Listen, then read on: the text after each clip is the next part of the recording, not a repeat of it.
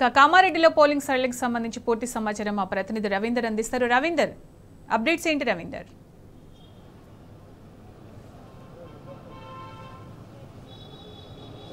Polling అయితే ఇంకా మందకొడిగా సాగుతుంది.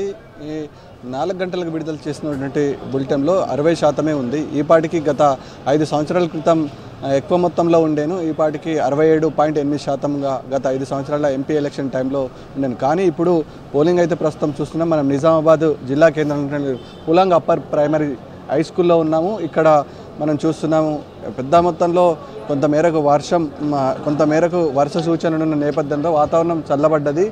ఆ తరుణంలో కొంతమేరకు ఇప్పుడిప్పుడే పుంజుకుంటుంది. వాతావరణం ఇలాగే కొనసాగితే ఒకవేళ పోలింగ్ ప్రక్రియ వేగవంతమయ్యే ఆస్కారం కూడా ఉంటుందని చెప్పవచ్చు. ఎండ వేడిమికి కొంతమేరకు మందకోడిగా సాగింది.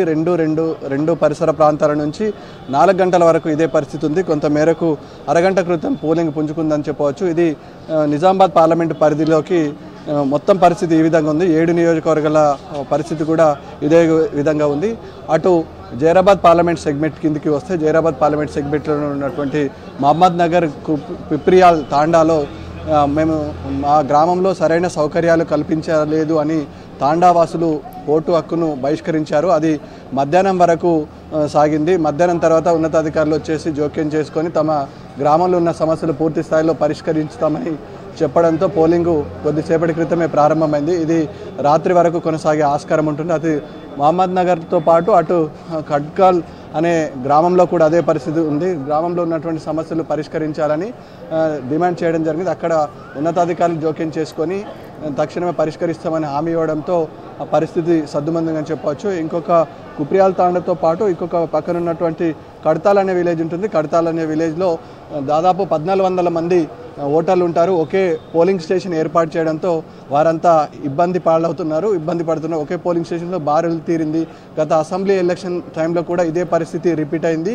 ఈ తరుణంలో వారు ఇంకో పోలింగ్ స్టేషన్ పెడితే బాగుంటుందని చెప్పడం జరిగింది. ఈ నేపథ్యంలో అధికారులు చేసేదేమీ లేక ఎన్నిసార్లు చెప్పినా ఉన్నతాధికారులు పట్టించుకోవాలని ఆగ్రహం వ్యక్తం చేస్తూ ఎవరు కూడా పోలింగ్కు వెళ్ళని పరిస్థితి. ఆ ఉన్నతాధికారులు జోక్యం చేసుకొని మిమ్మల్ని ఇప్పుడు ఎంతమంది అవుతున్నారో అంతమందికి ఓటు వేసి పంపిస్తాము, మీరు రాత్రి అయినా కానీ ఇక్కడనే ఓటు వేసుకోవచ్చు అని చెప్పడంతో శాంతింపజేశారు. ఈ నేపథ్యంలో ఇటు నిజామాబాద్ పార్లమెంట్లో ఉన్నటువంటి 7 నియోజకవర్గాల్లో ఇప్పటి వరకు 60% మాత్రమే పోలింగ్ అయింది. ఇంకా పోలింగ్ పర్సంటేజ్ పెరుగుతుంది అనుకున్నారు, కానీ ఇంకా పర్సంటేజ్ పెరగలేదు. ఇంకా కొద్ది మేరకు వాతావరణం చల్లబడింది. ఇప్పుడు దాదాపు మనం పూలంతో పాటు నిజామాబాద్ అర్బన్, నిజామాబాద్ రూరల్లో ఇదే పరిస్థితి ఉంటుంది. మరికొద్ది గంటలు ఎంతమంది వచ్చినా ఓటును వినియోగించుకోవడానికి ఆస్కారం ఉంటుంది. కాబట్టి ఓటర్లు తమకు కేటాయించినటువంటి ఏదైతే పోలింగ్ బూత్లు ఉన్నాయో దానికి చేరుకోవాలని ఈసీ అధికారులు, ఉన్నతాధికారులు విజ్ఞప్తి చేస్తున్నారు. అయినా కొద్ది మేరకు జనాలు తక్కువగా కనబడడంతో ఓటింగ్ పర్సంటేజ్ తగ్గుతుంది అనుకుంటున్నారు. ఈ పాటికే గత 5 సంవత్సరాల క్రితం ఇదే పోలింగ్ స్టేషన్ కొంచెం స్పీడ్ అంచుకుంది. 67.8% పోలింగ్ నమోదైంది. ఈ నేపథ్యంలో అటు రూరల్ పరిసర ప్రాంతాల్లో మాత్రం ఎక్కువగానే ఉంది. ఇటు అర్బన్ విషయాలకు వస్తే ఏదైతే పట్టణీకరణ ఉంటుందో అక్కడ మాత్రమే మందకోటిగా సాగుతుంది. మిగతా చోట్ల పర్వాలేదు అనిపిస్తుంది. ఈ నేపథ్యంలో అటు నిజామాబాద్ రూరల్ ఉన్నటువంటి డిచ్పల్లి, ఇందల్వాయిలో 68.73%కు నమోదైంది. అటు రూరల్లో ఉన్నటువంటి గన్నారం అనే గ్రామంలో ఈ పాటికి 98% పోలింగ్ నమోదైంది. ఇంకా 2% మాత్రమే ఉంది. దాదాపుగా అక్కడ పోలింగ్ ప్రక్రియ పూర్తి అయింది చెప్పవచ్చు.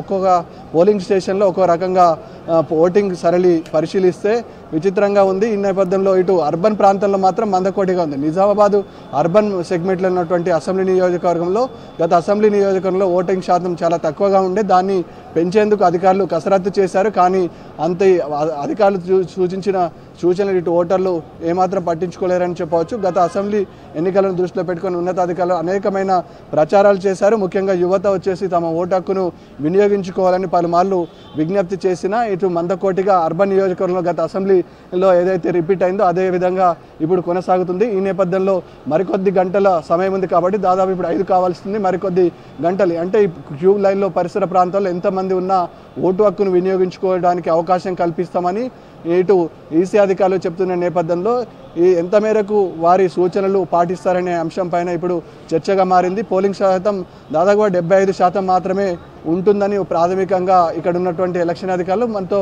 మాట్లాడినటువంటి రాజకీయ విశ్లేషకులు కూడా చెప్తున్నారు. ఏది ఏమైనప్పటికీ ఓటు తమ వజ్రాయుధం కాబట్టి, ఈ ప్రజాస్వామ్య వ్యవస్థలో ఓటు అత్యంత కీలకం కాబట్టి ఎవరైనా వచ్చేసి తమకు నిర్ణయించినటువంటి ఈ పోలింగ్ కేంద్రాల్లో ఓటు హక్కును వినియోగించుకోవాలి. ఇంకా సమయం ఉంది, దాదాపుగా ఇంకా 2 గంటల సమయం ఉంది కాబట్టి తక్షణమే తమ పనులు ముగించుకొని ఓటింగ్ ప్రక్రియలో పాల్గొని తమ అభిప్రాయం ఓటుదారు తెలపాలని ఇక్కడ ఉన్నటువంటి ఎన్నికల అధికారులు, జిల్లాలో ఉన్నటువంటి ఎలక్షన్ ఆఫీసర్ తెలపడం. Vote studio. Right Ravinder, thank you.